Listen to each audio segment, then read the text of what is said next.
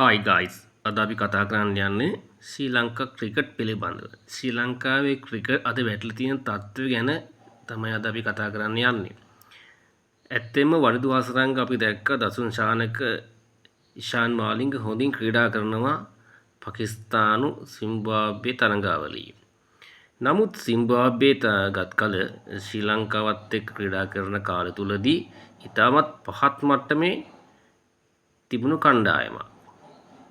ඒ කියන්නේ ඔවුන් දක්ෂයෝ තමයි. නමුත් ලංකාව ඉදිරියේදී ඔවුන් ඉතා දුර්වලින්සේ ක්‍රීඩා කිරීමට ඔවුන්ට සිදු වුණා. නමුත් අද වන විට ලංකා කණ්ඩායමට සිම්බාබ්වේ සඳහා විශාල තරගයක් දෙන්න සිදු වෙලා තියෙනවා ජයග්‍රහණ ලබා ගන්න.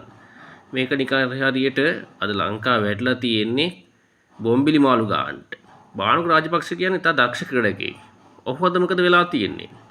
චිරම්ගේ යාඥා කිරීමෙන් පස්සේ හැමෝම කියනවා නිකන් මදන යකා වැටලා මදන යකා ගහලා වගේ කියලා. ඉතින් මදන යකා වැහුණා වගේ එහෙ මෙහෙ දුවමින් පිස්සුනටනවා ක්‍රීඩා පිටිය අපි දකිනවා. බානු රාජපක්ෂ වගේ ක්‍රීඩා නොකරන බවයි පෙනී යන්නේ. නමුත් බංග්ලාදේශයේ ඉන්න මුස්ක රහීම්ලා තමයි ඉබාගලා කොච්චර දෙයක් ඒගොල්ලෝ කණ්ඩායමන කරලා තියෙනවද?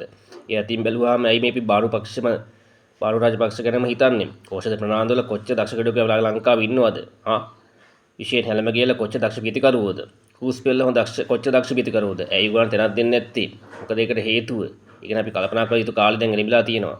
ටීම් ගැන දක්වන අවබෝධයත් අඩුයි. ඉතින් අපි කියන්නේ ලංකාව ක්‍රිකට් නංවන්නම් ඕෂධ ප්‍රනාන්දු පුල්නේ තරංග වගේ දගපන්දිය වන්නන් ඕෂධ ප්‍රනාන්දු වගේ බැට්මන්ලා කණ්ඩායමට ආයිත් එන්න ඕනේ.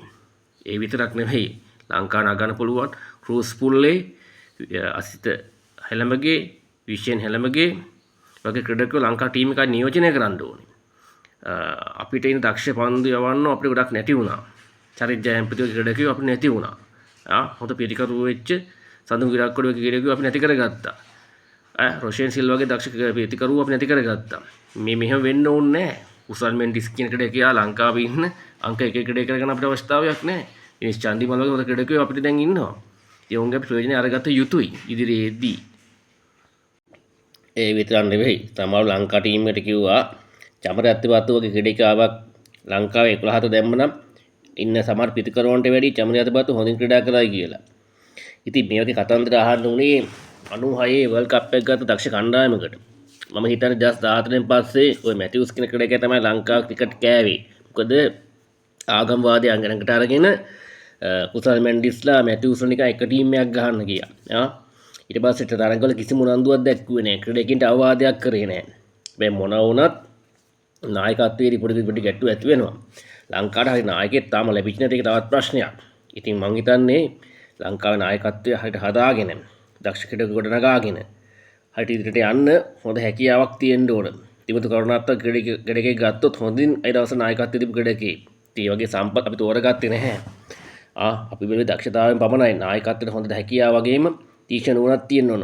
හොඳ උදාහරණ තමයි අපි ගත්තොත් රිකි ෆොන්ටි.